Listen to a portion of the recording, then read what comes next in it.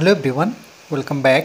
Study ম্যাথমেটিক্সে প্রত্যেকে স্বাগত জানিয়ে ক্লাস 6 থেকে chapter 20 page number 233 video part number 7 করব।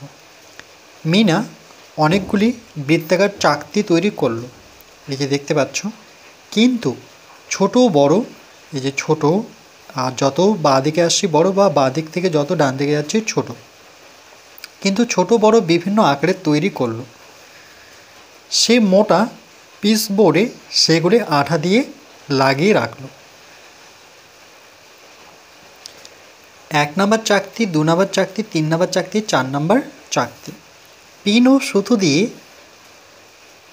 এই বৃত্তাকার চাকতির চারিধারের মাপ নিই। পিন সুতো দিয়ে এই বৃত্তাকার চাকতির চারিধারের মাপ নিই, অর্থাৎ বৃত্তের পরিধি মাপি ও লিখি।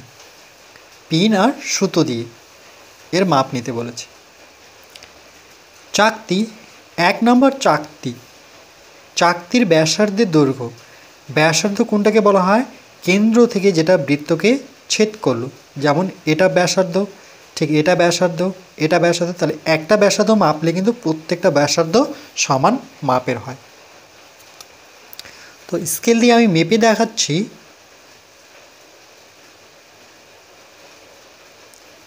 সেটা কত? শূন্যতে বসাতে হবে, বা ব্যাসটা যদি মাপি তবুও কিন্তু আমরা পারবো। আচ্ছা, ডাইরেক্ট ব্যাসার্ধই মেপে দেখাচ্ছি। শূন্য বরাবর যদি রাখি তাহলে এটা হচ্ছে 1, তো এখানে আছে, তার আগেই আছে, তাহলে 0.12345 0.6 কাছাকাছি।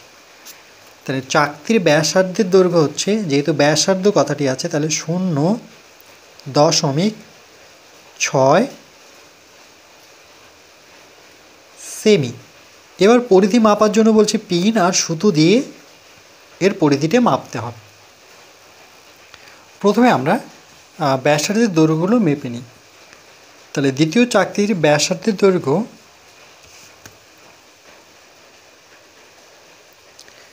এটা হচ্ছে 0.1234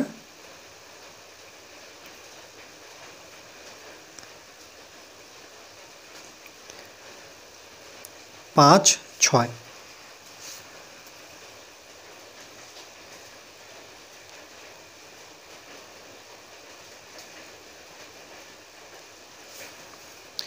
শূন্য দশমিক, এটা 5, আর এটা ঠিক করে মাপি, এটা হচ্ছে, এটা বেশি হতো,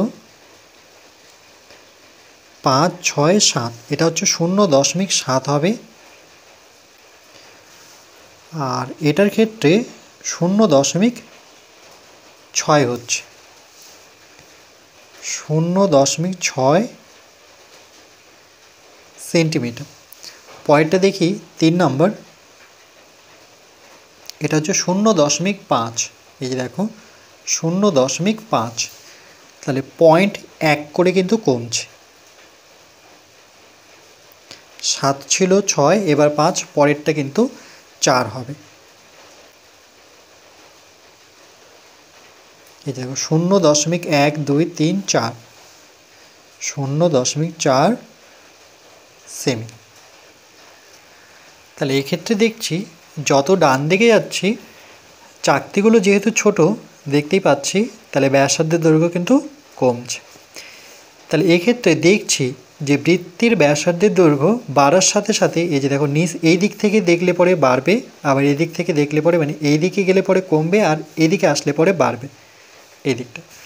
তো নিচের থেকে উপরের দিকে গেলে দেখো 0.4, 0.5, 0.6, 0.7, তার মানে বাড়ছে। বৃত্তের ব্যাসার্ধের দৈর্ঘ্য বাড়ার সাথে সাথে পরিধিও কী হবে? বাড়বে। এখানে এই কথাটি লিখব, মানে বাড়ছে।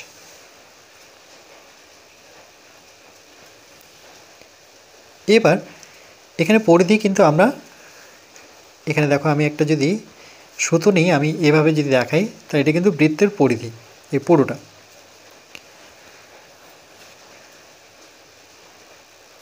এখানে এভাবে বুঝতে পারবে না, অ্যাকচুয়ালি এর সূত্র আছে, পরিধির সূত্র দেখো, বৃত্তের পরিধির সূত্র এখানে তো দেওয়া নেই, কিন্তু আমি এখানে দেখিয়ে দিচ্ছি যে পরিধি এর একটি সূত্র এরকম পাবে পরবর্তী ক্লাসে, সেটা হচ্ছে 2πr।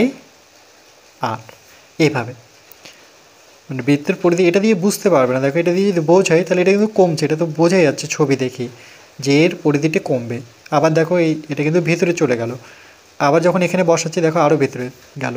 প্রথমে কি ধার বরাবর ছিল বৃত্তটি, তারপরে এখানে নিয়ে আসলাম, কিছুটা হলো ভিতরে আসলো, মানে এটা রিংটি বা সুতোটি কিন্তু বাইরে বেরিয়ে থাকলো। এটার ক্ষেত্রে দেখো বৃত্তটা একদম ভিতরে চলে আসলো, এটার ক্ষেত্রে তো অনেকটাই ভিতরে আসলো।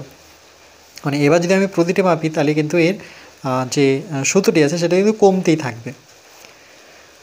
এবার 2πr দিয়ে যদি বোঝাই তাহলে কি করে করবে,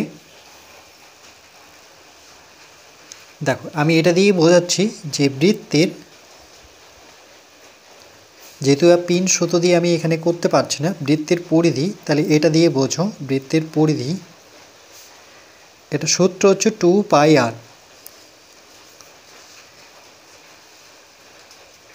এবার আর এর মান দেখো এখানে কিন্তু পরিবর্তনশীল,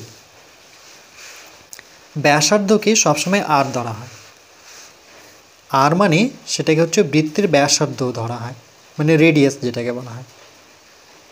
একটু আমরা চর্চা করে নিই, আর হচ্ছে ব্যাসার্ধ, তাহলে আর এর মান যদি 0.7 হয়, আর এখানে যদি বসাই 2π, আর এর জায়গায় বসাও 0.7, তাহলে কত হবে, 0.7-এর সাথে 2 যদি গুণ করে নিই তাহলে 7 দুগুণে 14, 4 যেহেতু 0 আছে তাহলে 14ই বসবে, আর দশমিক যেহেতু এক ঘর আগে আছে তাহলে এই দিক থেকে এক ঘর এগিয়ে আসবে, তাহলে 1.4 পাই। এটা কখন, যখন আর এর মান হচ্ছে 0.7। ঠিক একইভাবে আর এর মান যদি 0.6 হয় তখন পরিধি কী আসবে, তাহলে 2πr, তাহলে 2πr এর জায়গায় কত বসাবো, 0.6, তাহলে এক্ষেত্রে 0.6 এর সাথে 2 গুণ করে নিই, 6 দুগুণে 12, দশমিক এখানে আসবে যেহেতু এক ঘর এগিয়ে, তাহলে দেখো এক্ষেত্রে কত হলো 1.2 পাই, তাহলে 1.4 পাই কি বড় 1.2 পাইয়ের থেকে।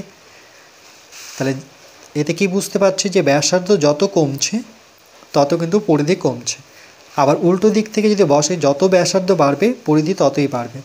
যেমন 0.6 বসাই, এবার 0. যদি 5 বসাই 2πr, আর এর জায়গায় বসাবো 2π থাকবে, আর এর জায়গায় 0.5, 6-এর জায়গায় এবার 5, তাহলে 5 দুগুণে কত 10, 0.5 এর সাথে যখন 2 গুণ করব তাহলে 5 × 10 0, যেহেতু 0 আছে তাহলে 10ই বসবে, দশমিক এখানে আসবে।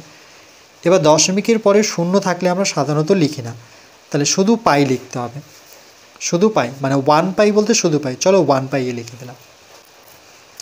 আবার 2πr এবার বসাবো, যে 2π আর এর জায়গায় বসাবো সেটা হচ্ছে 0.4, কেন পরেরটা কত দেওয়া আছে 0.4, তাহলে এই ক্ষেত্রে কত হচ্ছে, তাহলে 0.4 এর সাথে 2 গুণ করে নিই, 4 দুগুণে 8 আর 2 0 0, তাহলে এটা হচ্ছে 0.8 পাই।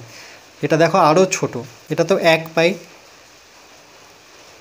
0.8 পাই, 1 পাই, 0.2 পাই, 0.4 পাই, তাহলে এখানে লিখে দিচ্ছি তাহলে বুঝতে পারবে 0.8, এখানে আমি পাইটা রাখলাম নাহলে বুঝতে পারবে না। তারপরটা আসছে 1 পাই, তারপরটা আসলো 1.2 পাই, তার আগেরটা ছিল 1.4 পাই।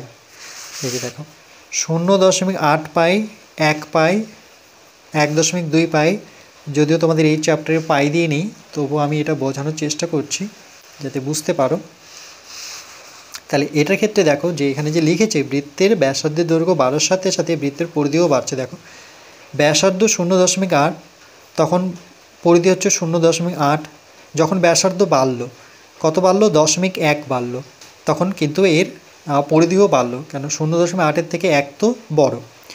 আবার যখন ব্যাসার্ধ 0.6 মানে 5-এর থেকে 6 বড়, তাহলে দেখো এর পরিধিটাও বাড়লো, কত আসলো 1.2 পাই, এটাকে পাই বলা হয়। তারপরে যখন ব্যাসার্ধ 0.7 হলো, তাহলে এখানে দেখো 1.4, এর থেকে মানে যত উপরের দিকে যাচ্ছি তত কিন্তু বৃত্তের পরিধি বাড়ছে।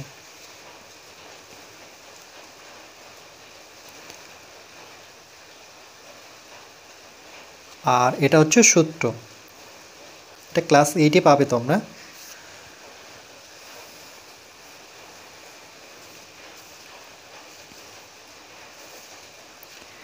এরপর পরবর্তী পার্ট 8-এ আমরা কোষে দেখি 20-র অঙ্কগুলো করব।